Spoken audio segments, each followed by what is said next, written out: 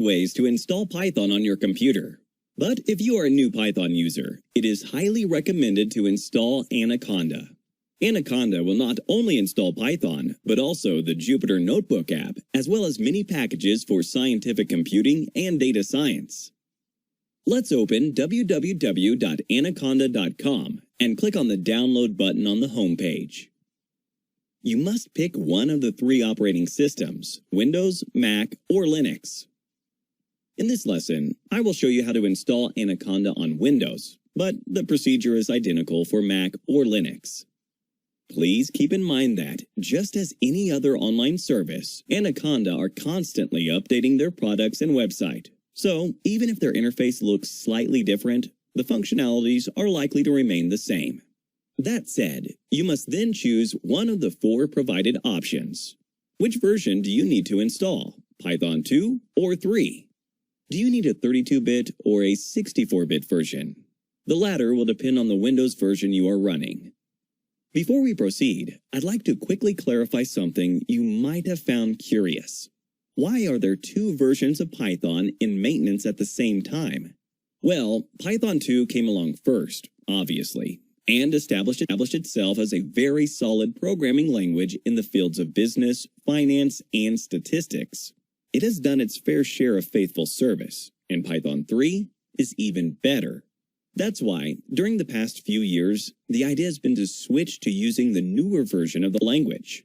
The reason for this is that Python 3 has certain advantages that can improve coding, especially in large corporations and professional environments. Looking into these advantages in greater detail, though, is way beyond the scope of this course. In terms of syntax, there are just a few little differences between Python 2 and 3, and we will outline them to you in just a couple of lectures. So, which version should you install? We suggest you install Python 3. It is the newer version and has superior support. Also, by choosing this option, you will be better prepared for the Python version in which you will be coding in the future. Moreover, some packages such as TensorFlow are compatible only with Python 3.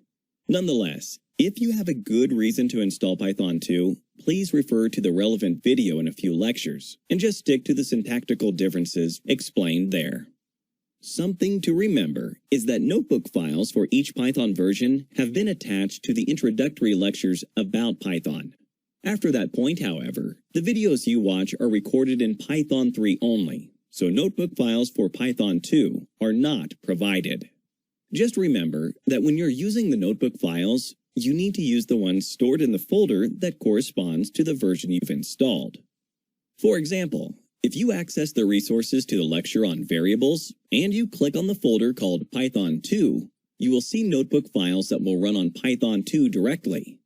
In the same manner, if you go back and select the Python 3 folder, you will only encounter files that are suitable for working with Python 3. Don't forget that we have kept to this principle throughout the course. It is valid for all introductory lectures about Python. And please, don't pay too much attention to whether you are installing Python 2.6 or 2.7 or 3.6 or 3.7.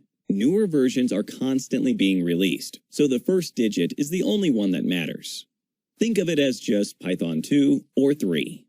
Whenever there may be compatibility issues, we will have provided an article with step-by-step instructions on how to deal with them. Having said that, let's go back to the installation process. When you are choosing between a 32 or a 64-bit version, you can simply check your operating system.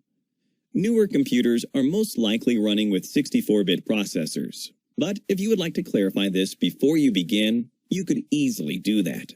First, open your control panel menu from the Start window. Then, select System, and check the information referring to the system type. In my case, it is 64-bit, so when I go back to the Anaconda website, I will select the 64-bit Python 3 version, reminding you that the installation process is analogical for Python 2 or a 32-bit version. Then, you must find a directory where to install the distribution and press Save. When the download has finished, run the application. What follows is nothing different from the standard Windows installer. Agree and press Next until you have the chance to specify a destination folder.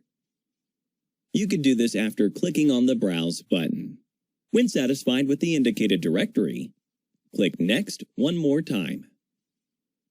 Then, follow the suggestions made by the installer. For instance, I will tick the second option only. Finally, click Install and wait until you've been told the operation is complete. That's basically all we needed to install. So I'll skip and untick any suggestions I see after this moment, and will then click on Finish. What you just installed is the whole Anaconda distribution, the Python language, a text editor, many applications, and packages. You also have the Jupyter Notebook app.